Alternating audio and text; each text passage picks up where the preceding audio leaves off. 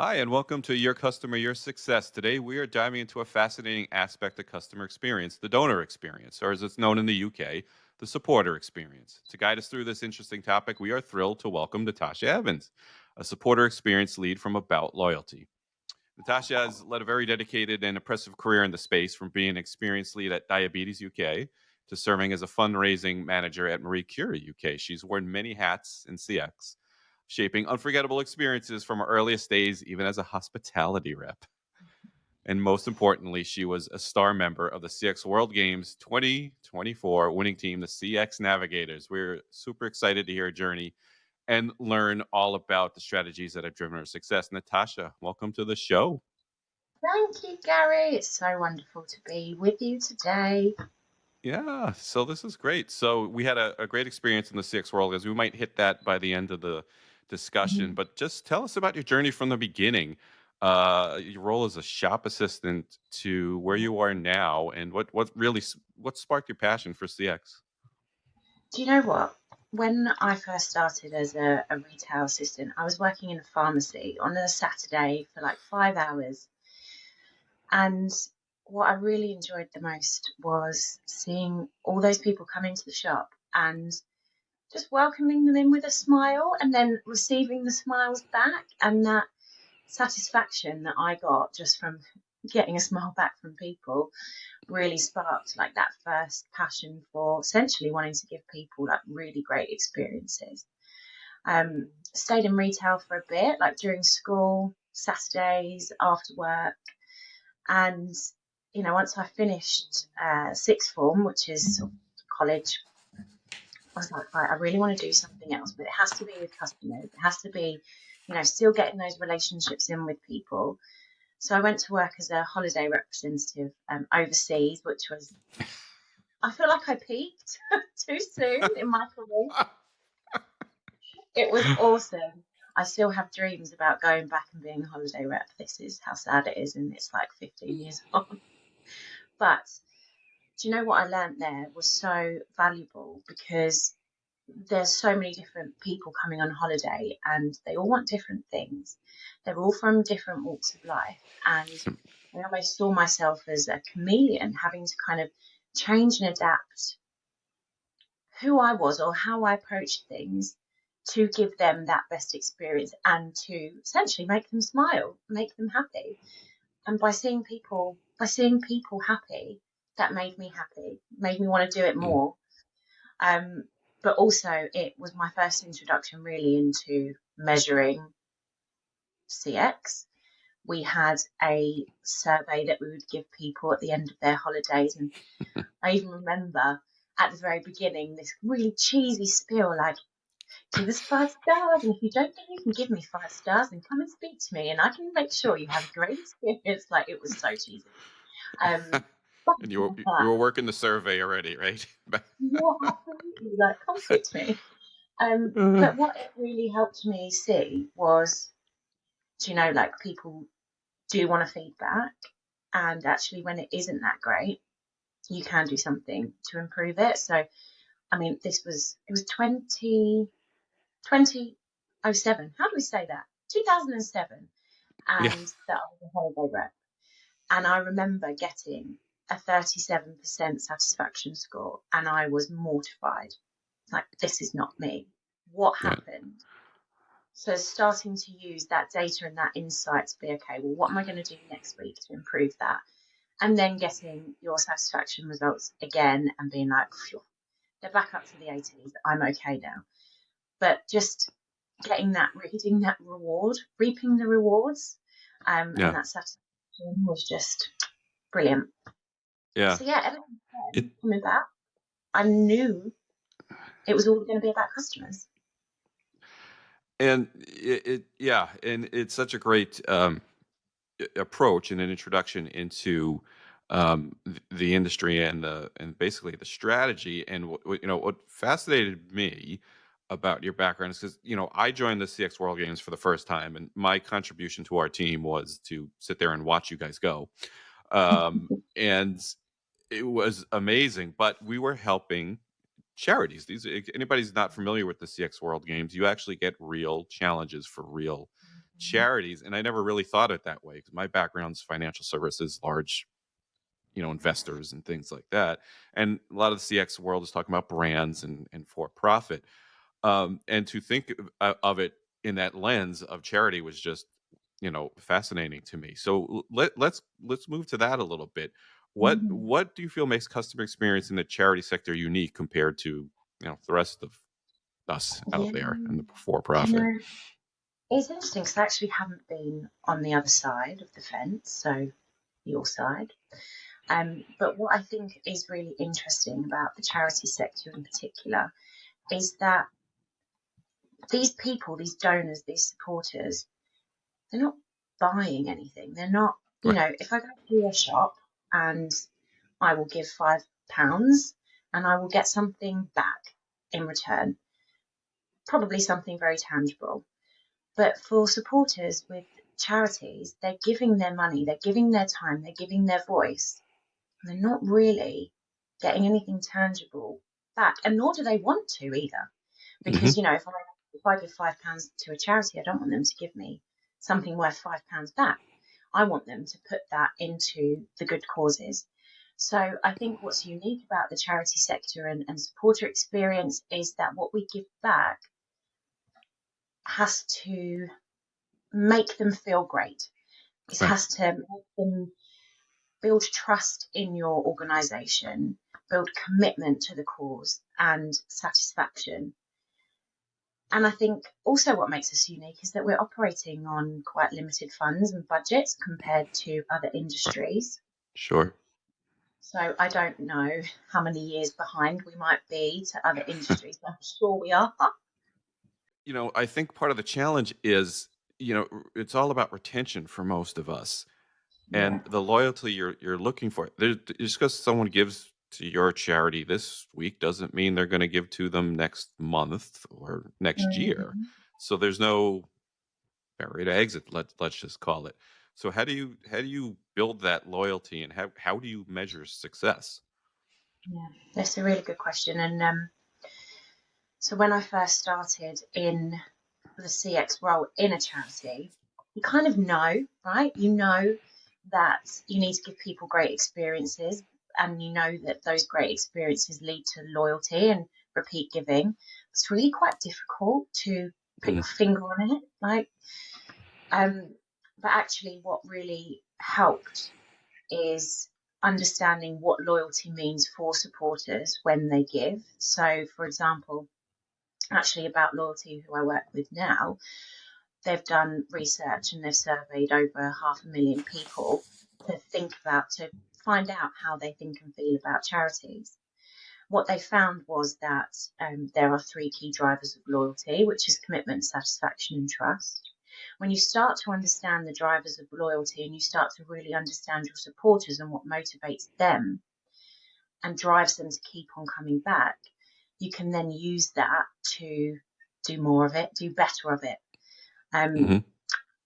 so yeah, Yeah, absolutely fascinating stuff. So where do you think you're headed, and what?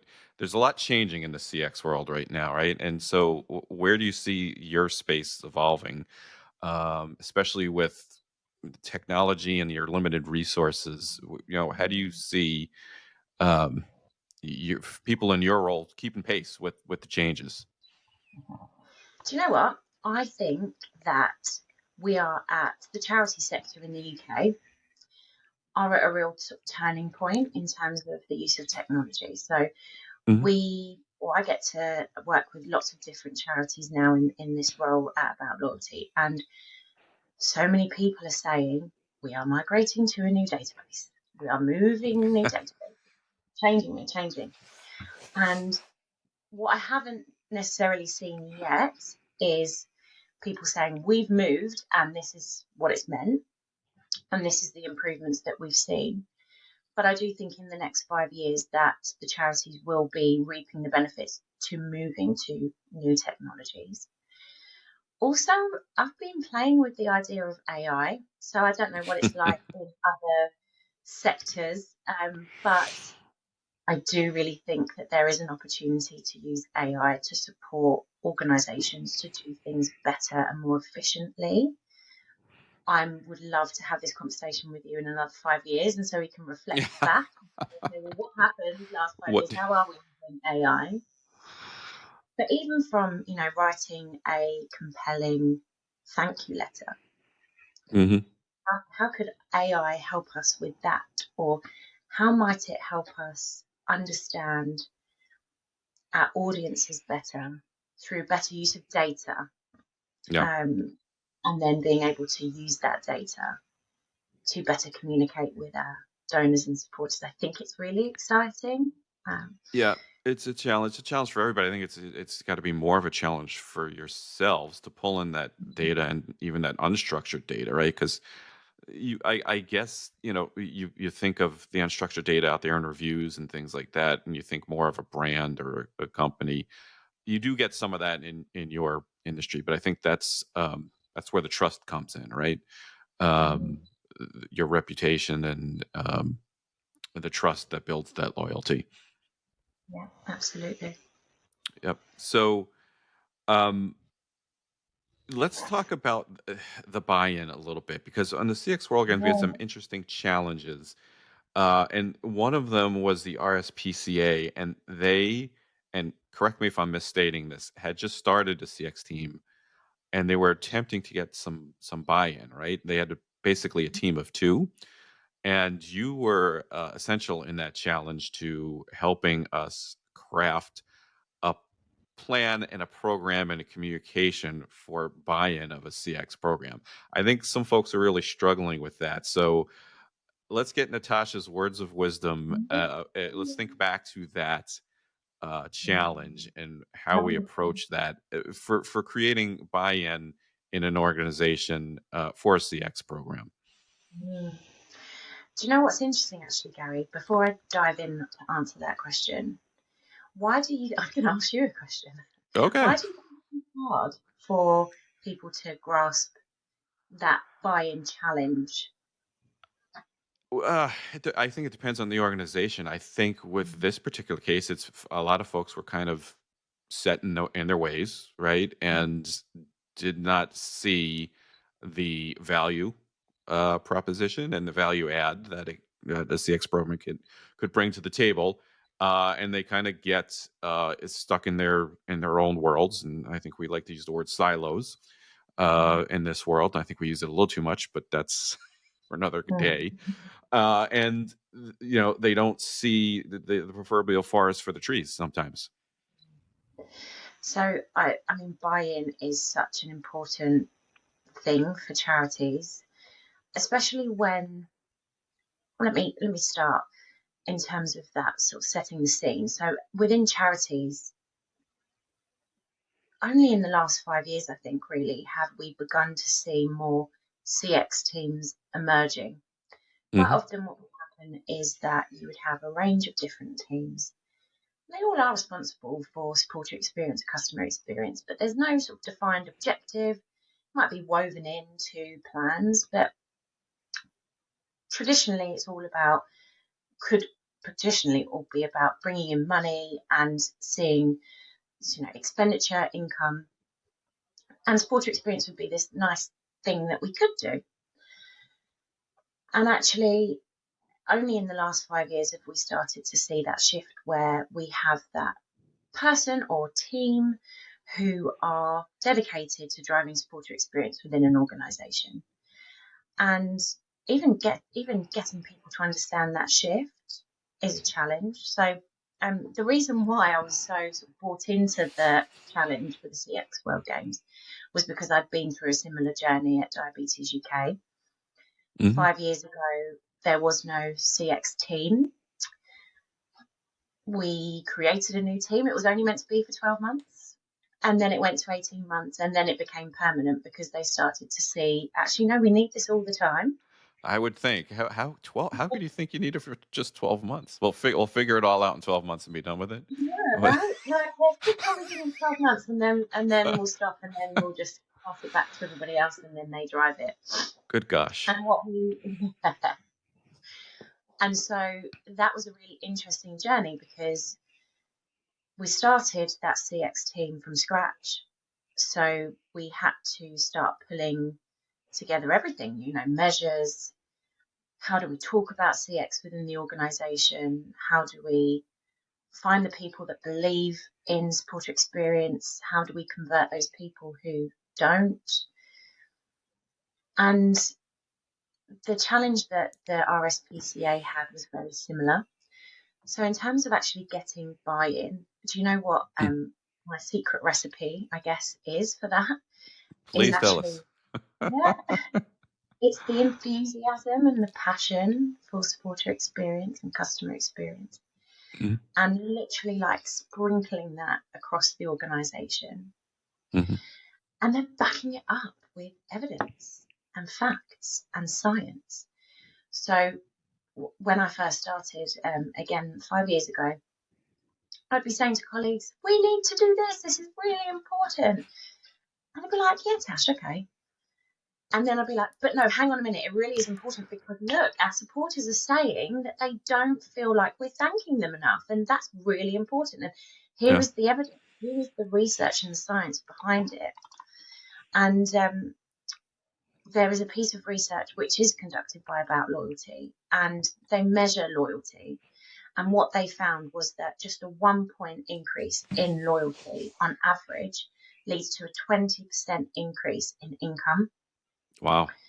If you're able to move people up, move, improve that supporter experience, improve that loyalty, we can get a 20% increase on income.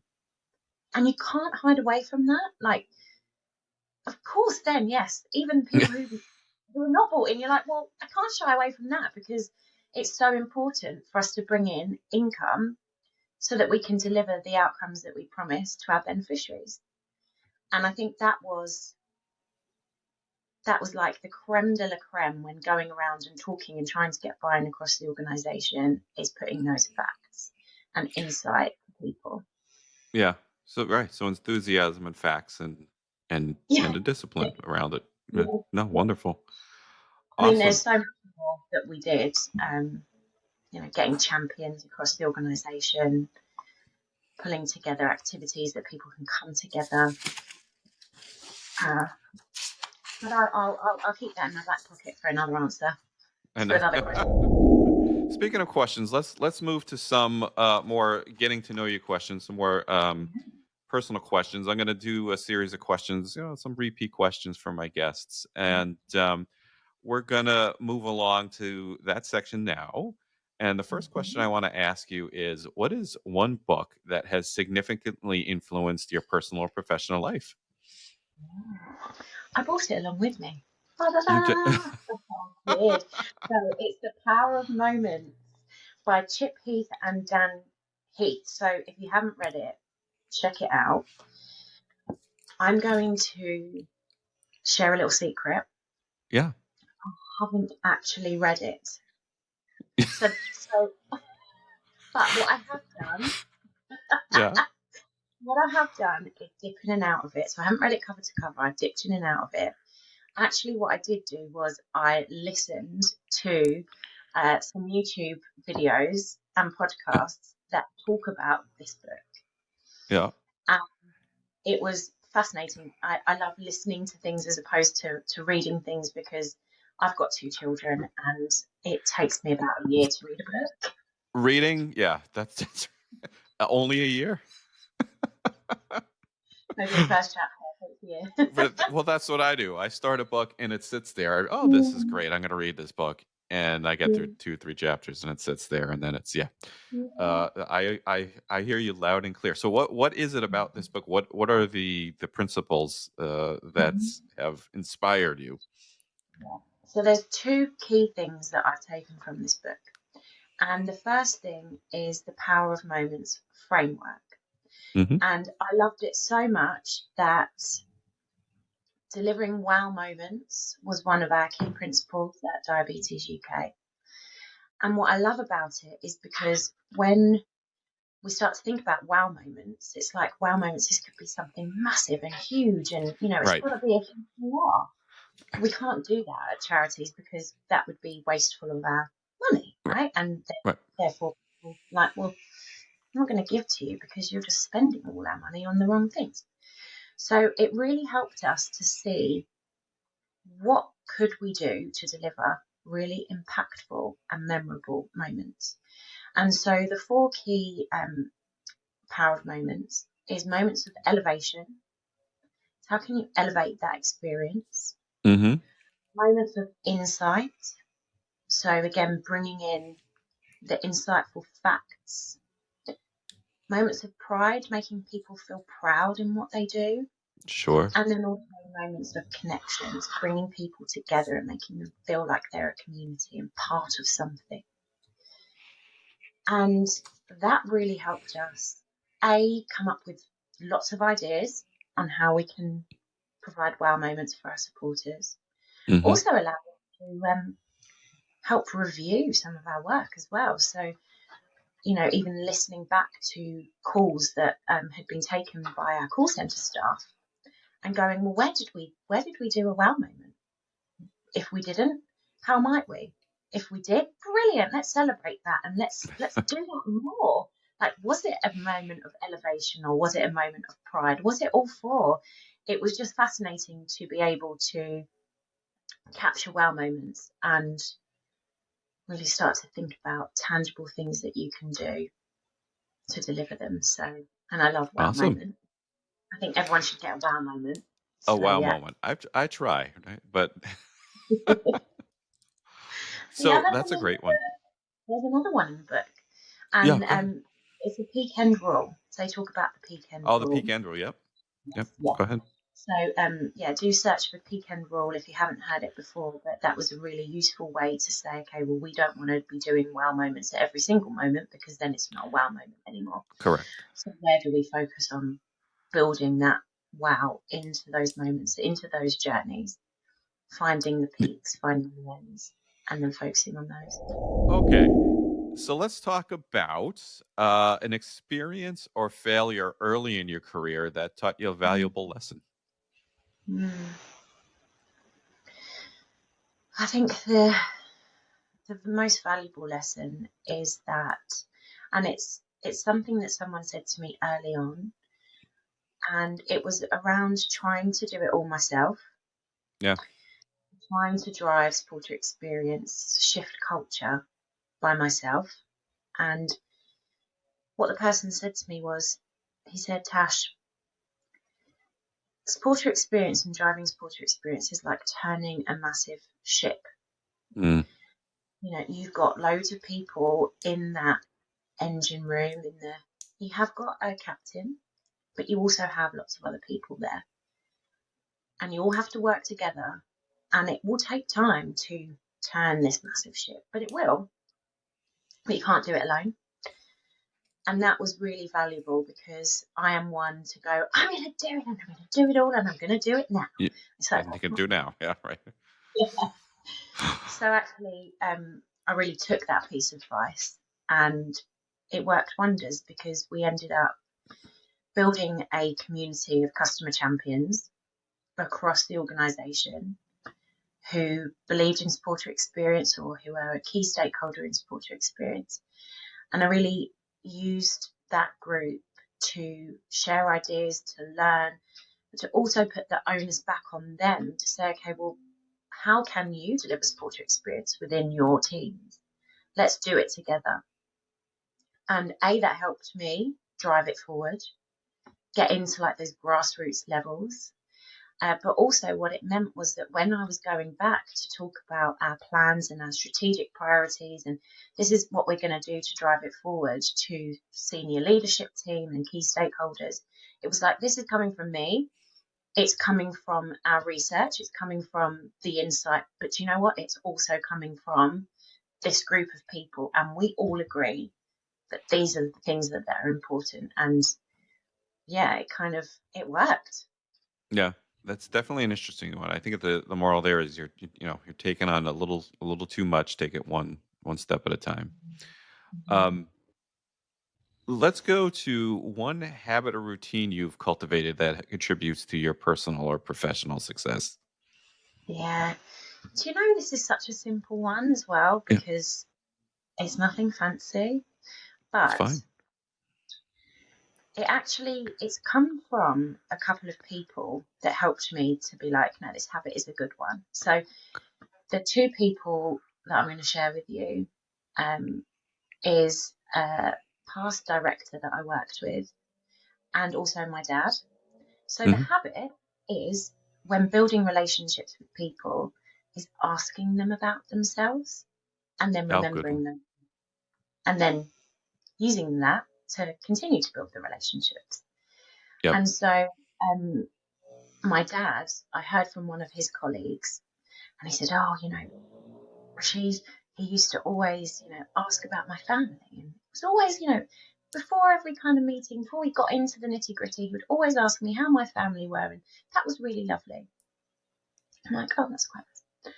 And then the But- director of fundraising also did that with me. She'd be like, "Tash, how's the family?" And we'd talk about family, and I'm Right. thinking, you're a director and your time is limited, but you're still asking me about my family. Like, that's really lovely. And obviously, we'd go into work detail afterwards. And yeah, That's a that's great the one. habit that I maintain. Yeah, I try to do that more myself. I'm guilty of not doing that enough, but I love that one. Awesome. Hey, let's wrap it up. We're running a little short on time, but we like to give advice here. So, what is the best Uh-huh. piece of advice that you've received that you can share with the audience? Okay, best piece of advice, and I'm not sure if this is because I'm British, but the best piece of advice: blow your own trumpet and blow other people's trumpet. Be the cheerleader for other people, but also be the Do, cheerleader for do, yourself. yeah. Oh, great. Yeah, That I'm terrible at that, actually, but okay, because we don't do it enough, and we need yeah, to celebrate the great things that we achieve. That right. makes us happy. You know, the world needs to hear more nicer things, and if we can blow our own trumpet and cheerlead others, I think it's a lovely thing to do.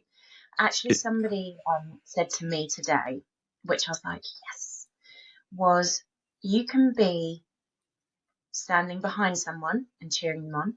You can stand next to them and hold their hand.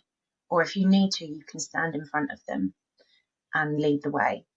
And actually, thinking about where you're going to stand is really important and tailoring that to the other person. And I just thought that was magic. So, yeah, it is. I'll That is try absolutely and wonderful. That is a great way to finish. I absolutely am thrilled you joined me today. If folks want to get in touch with you, LinkedIn the best way. yes, yes. LinkedIn's the So, best way. Natasha, thank you so much for being on Your Customer, Your Success. This was absolutely a thrill. Great conversation, and I like to have guests back. So, hope we can have you on again soon. Awesome. Awesome. Thank you so much, Gary, for having me. It's been wonderful. You're quite welcome. That's a wrap. Thank you so much for tuning in today. We hope you found something insightful that will enhance your experiences and drive your success. If you enjoyed the episode, please leave a review and share your thoughts to help us improve the show. Don't forget to head on over to marracxhub.com for more ways to connect with me and learn more about experience management. Until next time, I'm Gary Marra, working hard for your customer and your success.